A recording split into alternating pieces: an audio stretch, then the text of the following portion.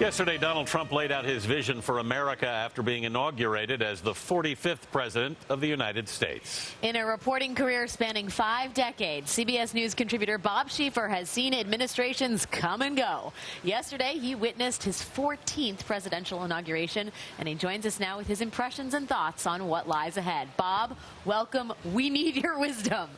Yesterday, you've seen 14 of these. How did this one compare? Well, it was totally different than any that I've seen. I mean, somebody wrote this morning it was totally lacking in grace, the president's speech. And Ruth Marcus of the Washington Post wrote, he sank to the occasion.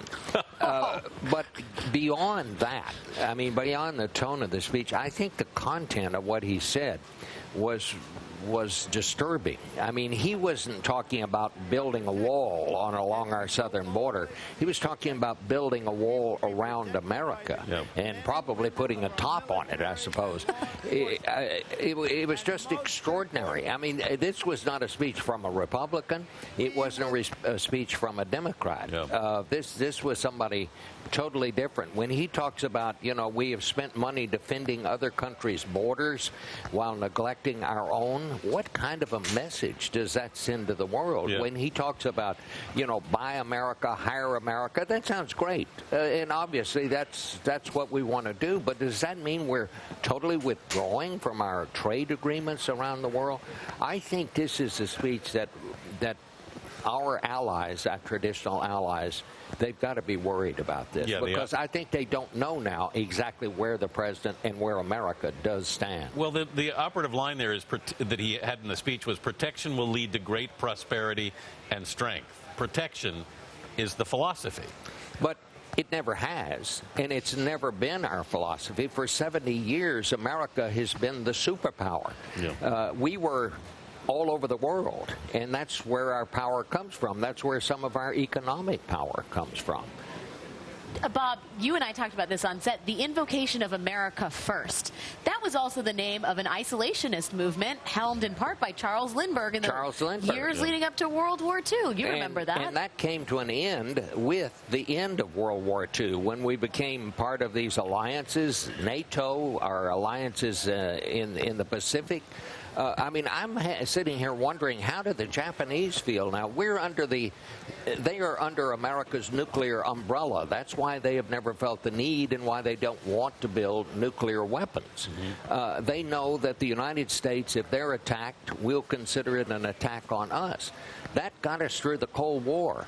Are we now going to just totally revise and either do away with that or come up with some kind of different plan? There was also, I was struck by a kind of dark vision of America in this. There were, he basically called factories now like tombstones, talked about gangs.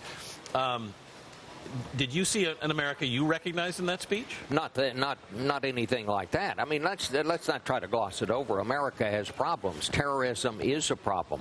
The people in the Midwest and some of these rural areas, if you can't get a job at the Walmart, you don't have a job anymore. But that's the way to approach that is not just to wall off America, it seems to me, from the rest of the world.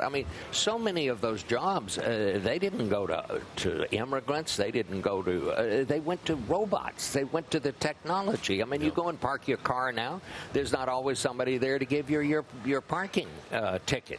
There's a machine. You stick your card in, you take it out. And we have to adjust to that. We have to invent our way out of this problem. And I think we can, but the thing that really concerned me watching this speech yesterday is I simply don't believe there's a consensus in the Republican Party or the Democratic Party for what the vision that he outlined yesterday. That's my opinion, clearly stated, but I think he's going to have a very difficult time. Is Donald Trump a reaction to the last 8 years or a culmination of frustrations that have been building for longer than that?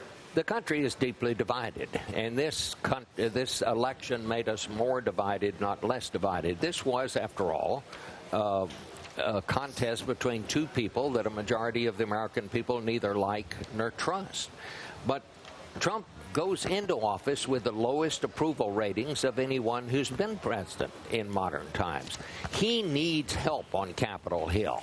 And I don't think he smoothed the way for that with either his party or with the Democrats yesterday. Bob Schieffer, thank you so much for being with us. Strong letter to follow. Yeah. Maybe a tweet.